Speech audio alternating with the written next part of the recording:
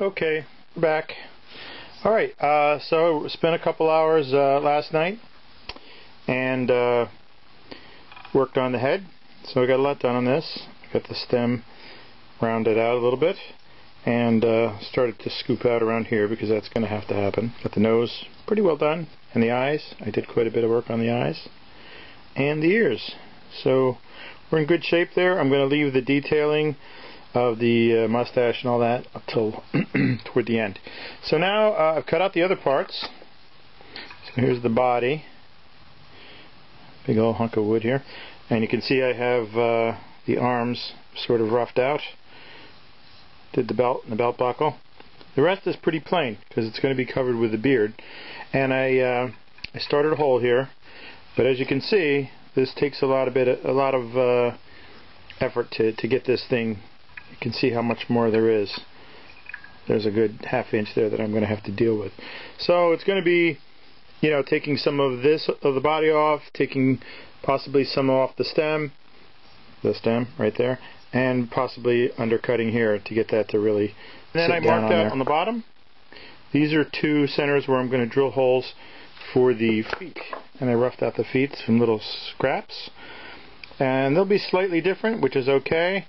And I marked them left and right so that as I'm fitting them, I'll know which is which. They'll be pretty close together. They'll be about like that, so it looks like pants, but still a little separation. But you can see how close they're going to be, and that would really be, it's just not fun getting in there to try to make that look good all the way around. So I like carving them separately. Once I carve the feet are going to, obviously will have a rounded shape.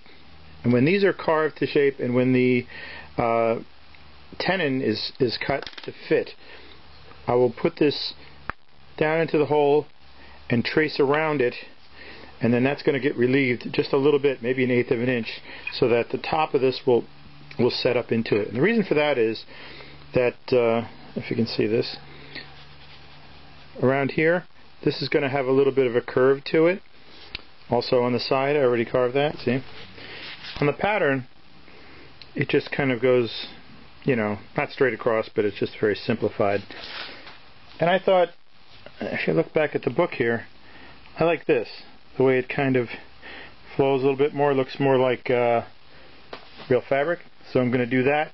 But in order to get the bottoms to fit up flush under there so that there's not all kinds of crazy gaps, I'm going to have to set it into the bottom a little bit. Okay, I worked on this a little bit more. I got the 2 feet pretty well shaped out, and I got the tenons done. And then on the body, I've just started on this, and you can see, if you saw the last video, you'll see that the head's already fitting much better. I still have a little bit of gap up here, so I just have to keep taking some off the body, off the head, keep testing it until I get that good. And the same with the feet. I drilled a couple holes in here, and then I've outlined roughly where it's going to go. And that way I can, when I want to mount this on the vise, I can put screws in there, and I know that the screw holes will be in an area that is going to be covered by the legs later. And once that's done, once the body's good, I will, or maybe before I do that, I will more carefully indicate. Once this leg is completely done, I'm not going to take any more off of it, because I might have to shave a little bit off each one so that they fit next to each other. That's pretty good. I'll have to take a little bit more. But you can see, push this all the way in, it's not completely tight around here. See the gap?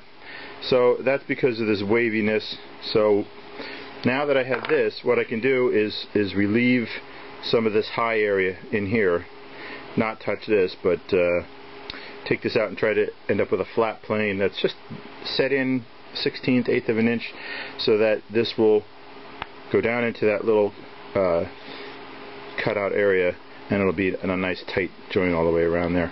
You know, I mean, if you have it like this and the figure's standing up, you're never going to see it, but if someone turns it over and they see it, I want it to look like it doesn't have separate parts. I want it to look like it was made out of one piece. Okay, that's all for now.